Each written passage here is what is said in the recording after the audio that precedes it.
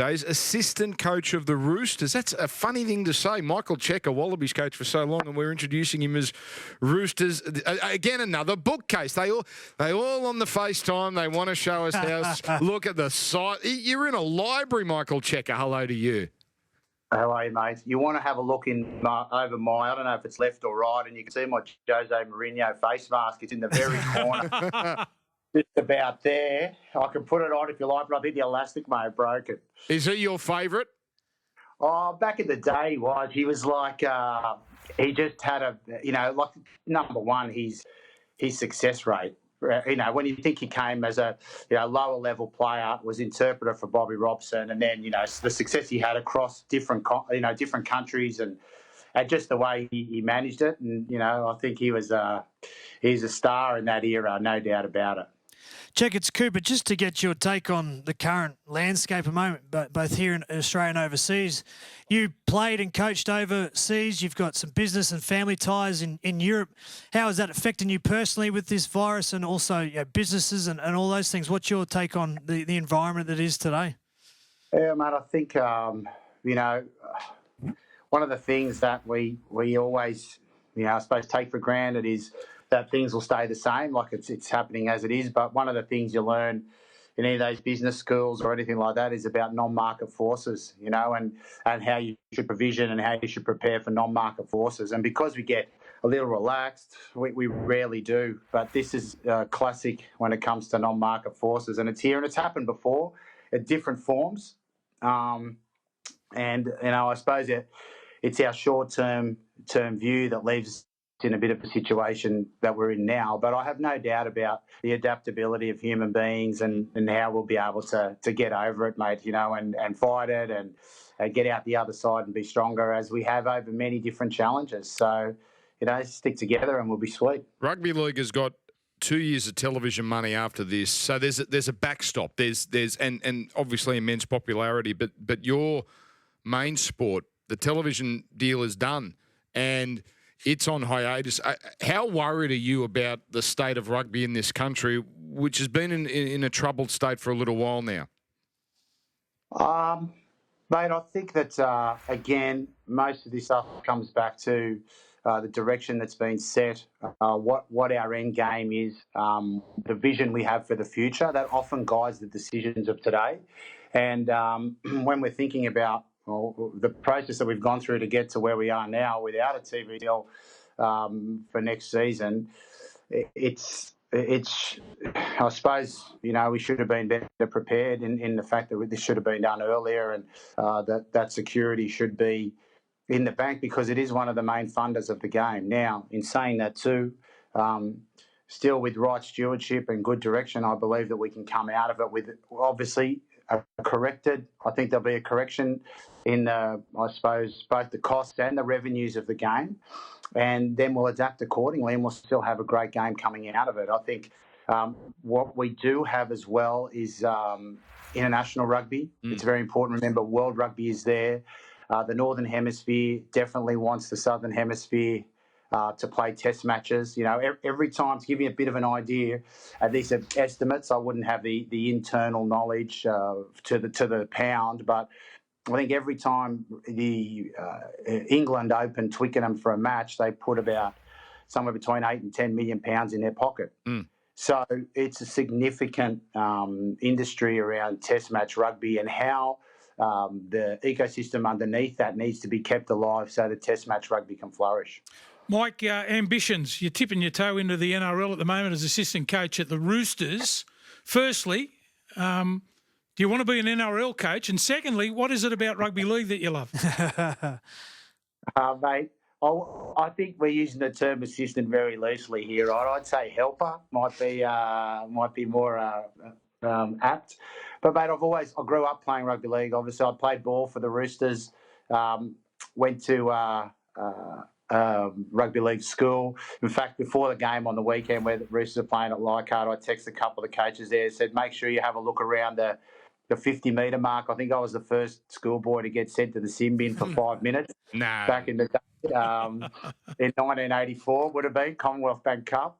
But mate, I've always loved the game, and it's, I suppose, being an immigrant kid growing up in that sort of environment. My dad was dropped at Redfern when he was first brought out here, so that gives you an idea of the sort of roots in the sport. And then rugby had a big influence on my life afterwards, when I decided to play rugby, So when I left school. But I think there's a lot of similarities and there's a lot of differences. And I think mastering both of those can help players. For example, I've always enjoyed the players that have come from league over to union and coaching those guys in the transition because it's very different. And I think as we become a little bit more entrepreneurial as well, I think there might be a bit more crossover back the other way going forward as league's looking for a different edge. And obviously league's going to change its shape as well, I imagine, over the next little while with what's happening, that there could be some players going back the other way or sharing hybrid games, all types of things like that, I think are on the cards going forward. And I enjoy the skill of both, and I've certainly learnt unbelievable amount about the small details in rugby league. And I think that some of us as supporters of the game, watching it on TV, take for granted. Now I've been inside and I've been, privy to, grateful to be privy to some of the detail and the subtleties that go on inside the game, whether it's the ball in attack or the work in defence as well. You really start to appreciate the game for more than just the physicality, which I love. Check, you are the number one assistant / helper at the Roosters. Yeah, what does he do? Now, I'm not happy about that. He makes it sound like he's just getting the coffee. What does he actually do? What is Check doing? I'm the one that gets the coffee and he delivers it to Robbo. So that's why he's number one. But just on Robbo, Check, you go way back with Trent. Where's that relationship developed from? How strong is it? And what's your admiration for what he's done, not only the last 2 years, but his 7 years in charge at the Roosters? Yeah, mate, I met Trent through a mutual friend when he was coaching at Catalan. I was coaching up at Stade Francais in Paris. So that's the first time we met, and we've kept the relationship going since then. He wants to learn more. I like to meet other coaches and see what they're doing and just how they're thinking. And then we've had a lot of exchanges. He came on the Wallaby tour with us for a while in 2014 and spent a couple of weeks with us on that trip having a look around. And, mate, I think he's just very well balanced. He can go to either extreme but then come back to the middle, and very measured in his approach. And with all the accolades that he's had, and I suppose the trophies and all of those things, probably the number one accolade is longest serving coach at the Roosters, right? That says something in itself. So, he's built a really good culture there. You can see it in the players and the alignment inside of the organisation, both below and above, is really clear. So you know what to expect exactly once you're in there. And I think full credit to him. He's only young still, so a lot of years to go, and he's still very, very motivated. So I like him a lot. He's a good friend, and I admire him a lot as a coach. This is Michael Cheika, former Wallabies coach. Check, you had speaking about good long stints, you had 5 years at the Wallabies. And I know I didn't know it ended in the greatest manner, but you went to a World Cup final, which was sort of unexpected in 2015. You were Coach of the Year, won a rugby championship. Now that the 5 years is done, you got to be happy overall with the performance, or are you? Are you left unsatisfied?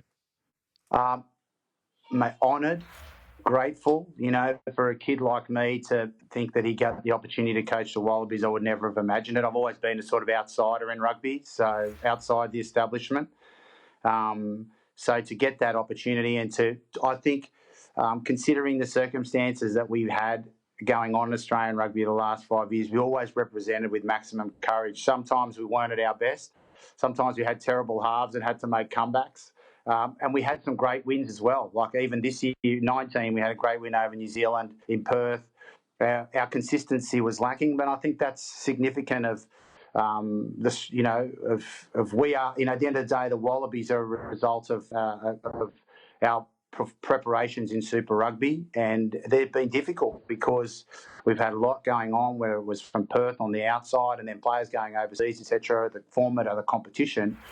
And then when the guys get together, I think they really played hard for Australia every single time. And yeah, I'm the first to know that that's not perfect, but always proud of being a part of that and being some of the great wins, and also being there for some of the losses and being able to get the team back up. In coaching, when this is really important right now, you've got to be a professional at turning negatives into positives, and that was something that I really loved doing with those lads because they responded a lot, and I think a lot of them played above their potential for where they are in their cycle. There's some really good players there. Am I satisfied in the end, mate? No, because I wanted to win a Bledisloe, add with the World Cup, and I wasn't able to do that.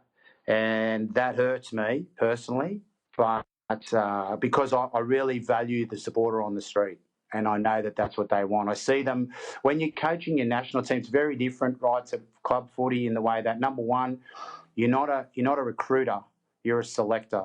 So it's very different in that format. And then the other thing you really feel is the day after the game, everyone and all the kids, everyone, even the people who aren't rugby people, because you're representing Australia, they're feeling how you played the night before. You have a big win, everyone's pumped in the morning, you go for recovery, they're all high-fiving you, good on you and all that. And then the next, I see it in my own family, the kids, they're watching the game, they're all dressed in their jerseys, and then the next morning if we lose, they're happy, they're unhappy, so I feel it in my own family. I'll say hello to them too because they're out in the living room watching, so pumped right there. They're busting the break into the office. Check, thank you very much, mate. We've all over the years on radio and now here, always appreciated. You've always been honest and upfront, and that hasn't changed. It's good that we got him in rugby league. It's good. Check, all the best, mate. Thanks very much, and good on you for keeping it up. The sports fans out there are looking to stay involved with their sport. So I know it's lots of hours going to and from you guys because, well, everyone's probably at home, but stick at it because sports fanatics like us, we all need to hear what's going on in the world of sport, even when there's no games being played. And I'm sure, look, our friends in Sky Sport in New Zealand are taking this, and they love you, Check. They love you over in New Zealand, so I'm sure they'd be delighted. I'm not the national coach. They won't hate you. No, good people, mate. See you, Check. Good on you, Check.